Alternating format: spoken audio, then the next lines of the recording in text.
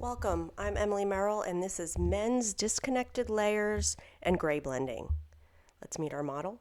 John, mature gentleman, has a Willie Nelson type of vibe, very rock and roll with the bandana. John is a little curious about hair color, he's never done it before. He also is really unhappy with the way that his hair is really heavy at the bottom, kind of has that pyramid type look that none of us really like. It appears it was cut as, I guess, a one length bob. You would liken this to. Not a good choice for this type of texture. It's very wavy texture. Um, Also thinning on top, so a big, change from the amount of hair that's on top through the bottom, which really creating that extra bulk. So for the hair color, we opted for a Color Touch Plus by Wella.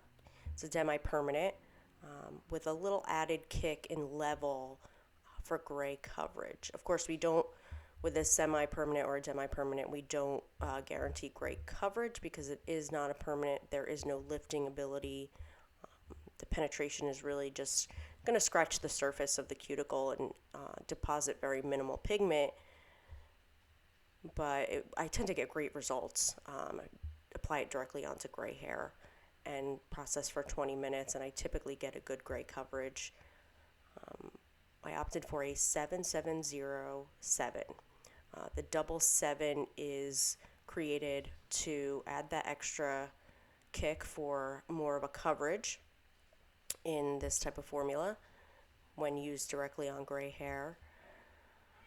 I chose the level 7 based on some of the research, I like to call it research, that I did during the consultation. The model describes his hair when he was younger as being light brown. To me, in hairstylist terms, I wouldn't call this a light brown. It's technically a blonde. But I always err on the side of lightness when I'm doing gray coverage for a man, I'd rather it be a little too light than a little too dark. So 77 stroke 07.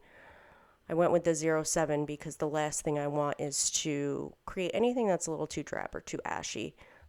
That will definitely age and magnify any shadows, which, essentially wrinkles give shadows. So we're always careful about any ash tones on our mature clients and models.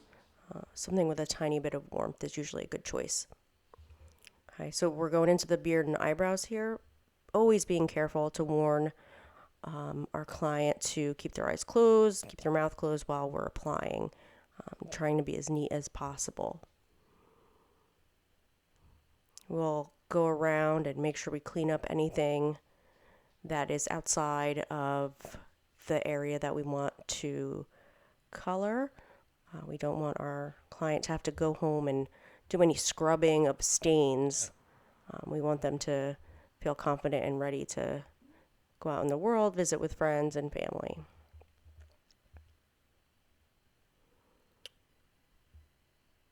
So I always mention the models or the client's motivation for getting services. I think that's so important.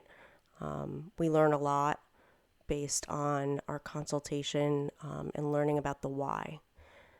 So for this model, the why wasn't for any kind of super fashionable, cutting edge type of style.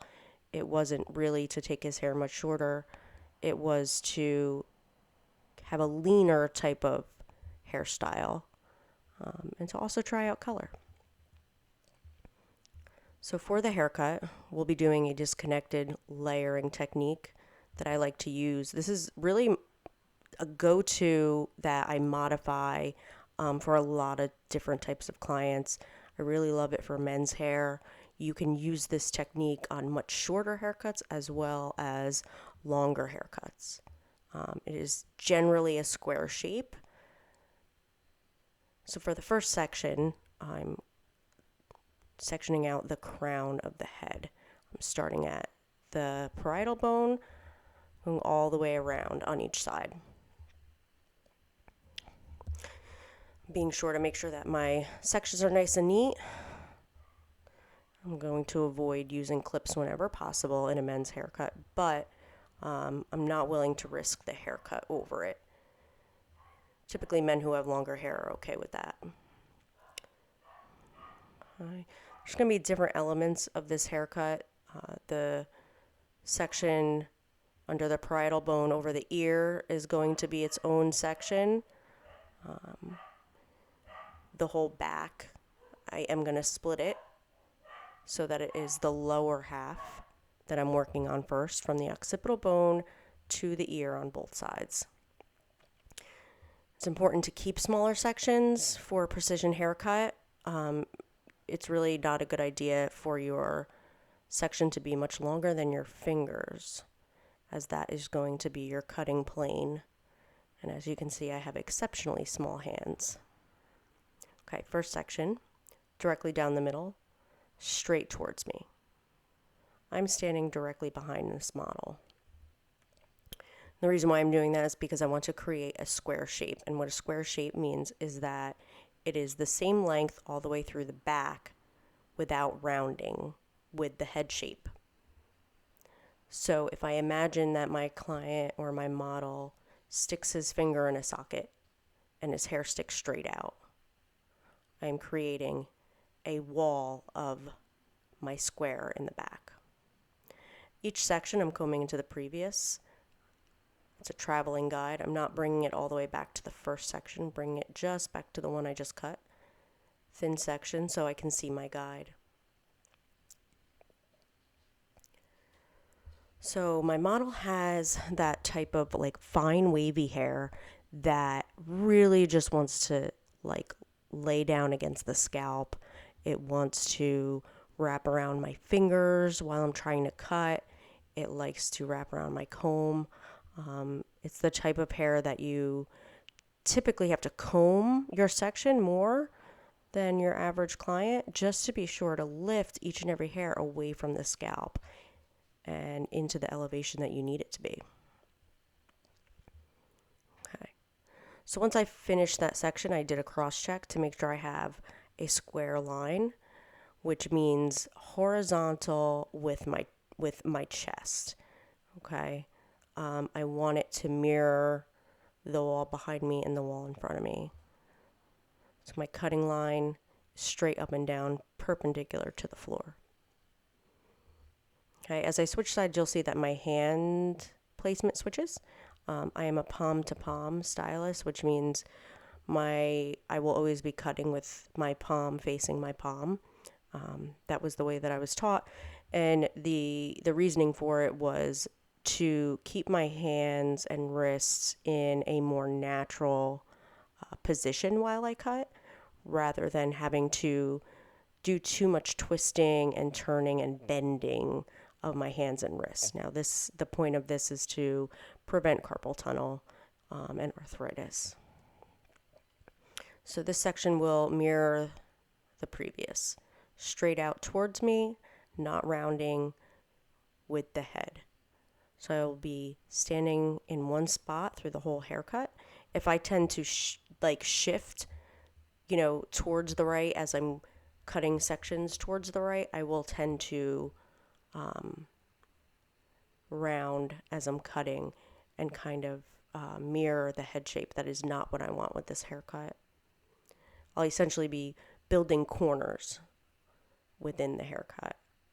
And that always tends to be more of a masculine type of shape. I tend to always use square layering in men's haircuts. Another thing about this layering is it is also considered a flat layer, which means it is perpendicular to the floor. There is no graduation. And it tends to be a very nice and lean shape, which is what our model is looking for today. This type of layering will really accentuate the waves and texture of the hair. Now, in my consultation, I noticed that this side of the hairline on my model is much higher than the other side. And so as I'm cutting these sections, the hair on the bottom just isn't really reaching, and there's not much there. So that's something I'm going to take into account while I'm cutting the internal layers and as well as when I'm doing the outline. So you'll see I'll use some customized techniques around that hairline, around the outline to make it all work together. Next section is the section directly above the occipital bone. I am sectioning out from behind the ear to the temple. That's going to be its own technique. For this section, I am directly connecting to the bottom section. Same flat layer, cutting line is perpendicular to the floor, which means my fingers are pointing down. As you move up through a haircut like this, you definitely want to drop your chair. It's really critical that my elbow will go straight up towards the ceiling so that my hand and wrist can stay straight, keeping that cutting line straight and perpendicular to the floor, horizontal to the wall behind me and the wall in front of me. Okay, again, my traveling guide, standing in one spot, each section being combed into the one previous to it. So there's a number of reasons why we want to keep our sectioning straight on a precision haircut. First one is I need to be able to see my guide through my new section. So if it's too thick, I can't see my guide, and I run the risk of cutting my guide or not cutting up to my guide where I need to be. What will happen if those things occur is I will potentially lose my guide at some point, or create holes and build up pockets of weight that I really don't want in the haircut. As you see with this section right here, it was too thick, I couldn't see through it. So it's always worth it to just pull a new section rather than to proceed and potentially cut your guide. Another reason why thin sections are very important is if you take a thick section, a wide section, you are actually over directing some hair to the center of that section, and over direction causes buildup of length, which will again result in pockets of weight and holes within the haircut. So if we want a nice strong shape in a haircut that will grow out beautifully and maintain its shape, that won't require too much styling in order for it to look its best, then a precision haircut with a strong shape is always it's always a good choice. Here we go, last section. Still straight back, right? And so when I cross check, this line should be straight and horizontal. To me, it should not curve with the round of the head. So now we move on to the other side. Again, I'm not moving. I'm starting back at that first section down the center. Okay, I'll be following all the way through as I did with the right side. Okay, straight out towards me. My hands switched position. All right, so now my cutting hand is on top, pointing down, and my holding hand is underneath, pointing up. This is to remain palm to palm. Oh, God. There it is. I was waiting. I can just hear my beauty school teacher just carrying on about that. It's like one of those assaults on hairdressing when you drop your comb. Let's shake it off, get back in action, fresh new comb, and proceed through my section. Nice thing about having using those thin sections, having a nice strong guide, sticking with it, sticking to my roadmap, is that when I do have to walk away, if I drop my comb or if I have to, take my eyes off of the hair that I'm cutting for a moment, I can return with no problem. I can pick up that guide and know exactly where I was. Okay, still standing directly behind my model, coming up to the last sections here. Straight line up and down. Okay, follow all the way through. Cross check. Now when you're cross checking, you're taking the opposite type of section and pulling it to the elevation you were cutting.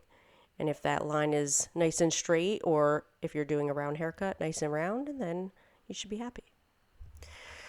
So for this next section on the side, I'm taking the last section I cut, bringing it into a brand new section on this side, the first section of my haircut, looking for that previous guide and creating a new one. Now, when you move from the back to the side on a haircut like this, that's not traveling round where there's corners, that first guide is not super strong because now I'm pulling it to a new plane, right? And so you have to really use your eye and use it as a very suggestible guide and create a new one. The reason why I'm moving to the front now is my model wants to be able to push his hair back. And so in order for him to be able to do that, to create some shorter layers in the front will help push it back. Short hair pushes longer hair.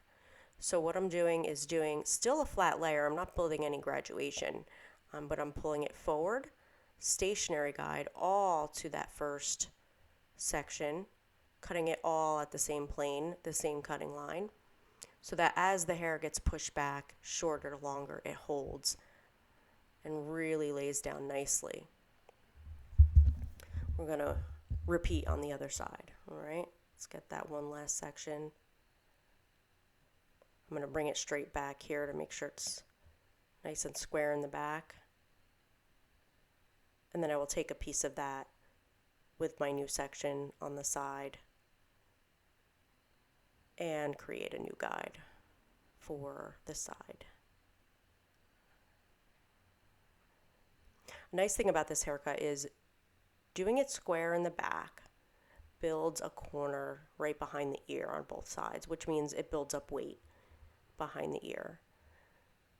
And then adding that element of the round short to long layers from the front will build up more length into behind that ear. So that one spot, when you look straight on to your model and you see that length down behind the ear, it really maintains that longer haired look. Now, if I don't create a corner there, I run the risk of having it kind of real short around and losing that look of the long hair. So as you saw with this section, I took a piece from the opposite side to help kind of gauge where my first cut would be. All right, same exact technique here, straight towards me. So you got to get see all those little hairs that want to stick to the head? Straight towards me. Good elevation. I don't want to create any graduation here. Pulling everything to my stationary guide. Comb, comb, comb, comb, comb a million times here. Get all those little hairs for a nice clean cut. Okay, looks like we're getting to the very end here. We should be running out of hair at this section. All right, let's get all those hairs.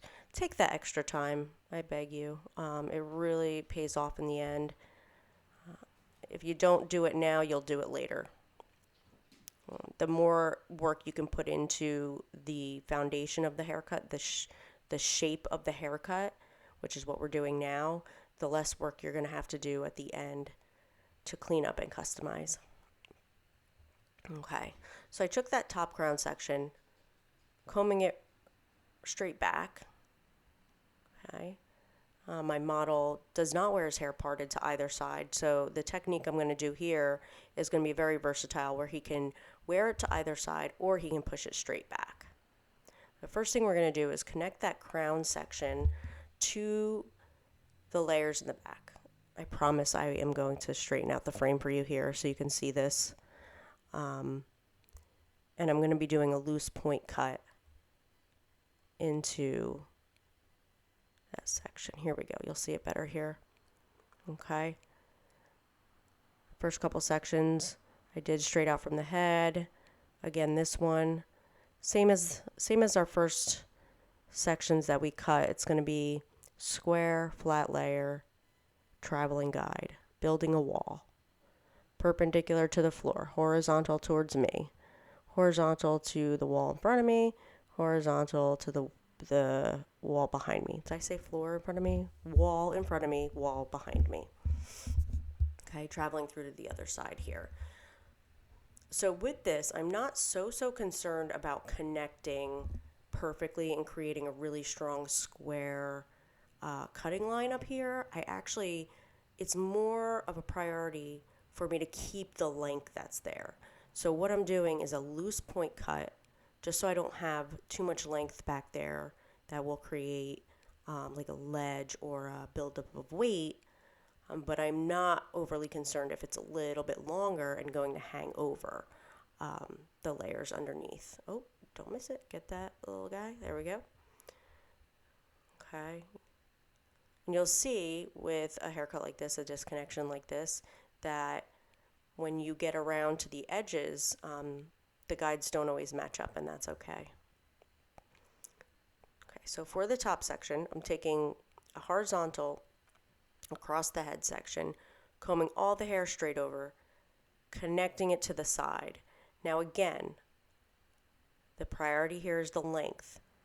Okay, I'm going to point cut it in so it's soft, but maintain the length wherever I can, even if it means that it's a little bit longer than the side layers and it's going to hang a little bit. Okay, I'm just taking off just enough so it all works together. Doing that loose point cut is going to keep those edges soft, so you really can't see the disconnection once it falls over the other sections. The point cut is also going to assist in creating that texture, encouraging that wave, so it's all uniform. Okay, we got that nice flat layer in the back that's encouraging the texture, natural waves, and then this loose point cut. As you can see, the hair on top is a little straighter than the underneath. So we really want to encourage the texture as much as we can up here so it all comes together nicely.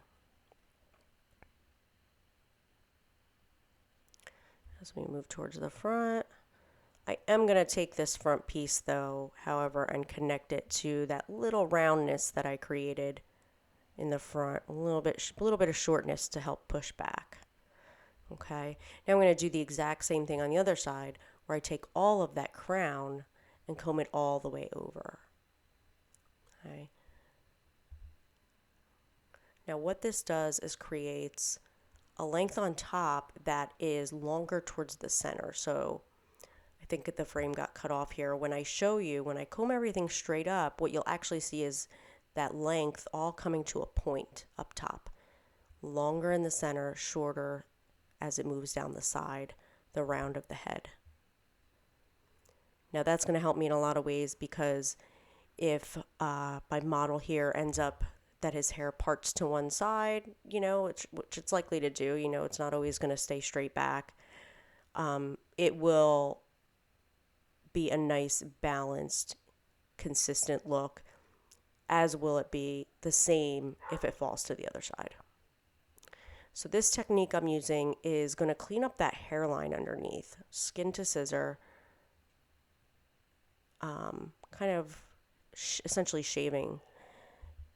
Our model has one of those wonky hairlines that's not strong. It's not like a clear outline. It actually just kind of flares out and spreads down his neck. And it has all of this wiry, wavy hair that kind of pushes in a million different directions.